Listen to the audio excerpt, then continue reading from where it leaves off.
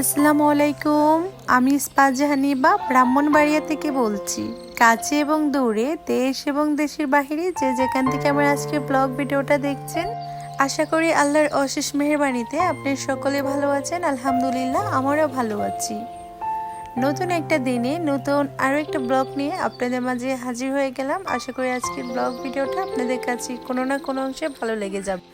সবাই স্কিপ না করে আমার সাথেই থাকুন। ধন্যবাদ। আজকে ভিডিওটা শুরু করতে যাচ্ছি আমার গ্রিল রান্না দিয়ে। তো প্রতিদিন সবসময় বাইরে থেকে গ্রিল আনা হয়, কিন্তু আজকে ভাবলাম যে বাসার মধ্যে বানাবো, আর জানি না এটা খেতে কেমন হবে। আমি মনের মধ্যে এক আকাশ পরিমাণ সাহস নিয়ে ভাবলাম যে আজকে আমি বানাবো বাসার মধ্যে গ্রিল।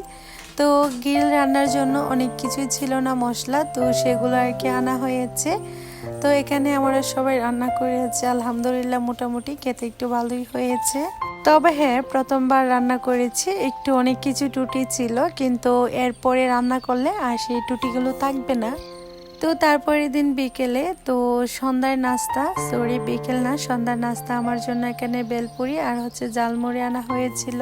প্রতিদিনের মতন সবাইকে একটা কথা বলে রাখি, যারা আমার ভিডিওটা দেখছো এখনো পর্যন্ত লাইক দাও না, প্লিজ একটা লাইক দিয়ে দিবা। আর যারা এই কাজটা করে রেখেছে তাদেরকে অসংখ্য ধন্যবাদ। আর যারা আমার ভিডিওটা নতুন দেখছো, যদি কোনো অংশ ভালো লেগে যায় তাহলে আমার চ্যানেল সাবস্ক্রাইব করে রাখবা।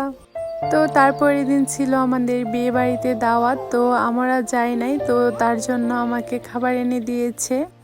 আর বিয়ে বাড়ি এবং মরা বাড়ির কিন্তু বিরিয়ানি অনেক মজা হয়। তো তারপরে রেডি হয়ে গিয়েছি বিয়েতে যাওয়ার জন্য। খুবই সিম্পলভাবে রেডি হই, তো বাসার মধ্যে যেরকম থাকা হয় শুধু জামাটা আর কি পরিবর্তন করেছি। আর সব কিছু আমি নর্মালভাবে খুবই সুন্দরভাবে রেডি হয়ে গিয়েছি। আমি তেমন সাজুগুজু করি না, খুবই সিম্পলভাবে আমি রেডি হয়ে গিয়েছি। আজকে ভিডিওটা এই পর্যন্তই। সবাই ভালো থাকবেন, সুস্থ থাকবেন। নতুন একটা দিনে দেখা হবে, ততক্ষণ পর্যন্ত আল্লাহ হাফেজ।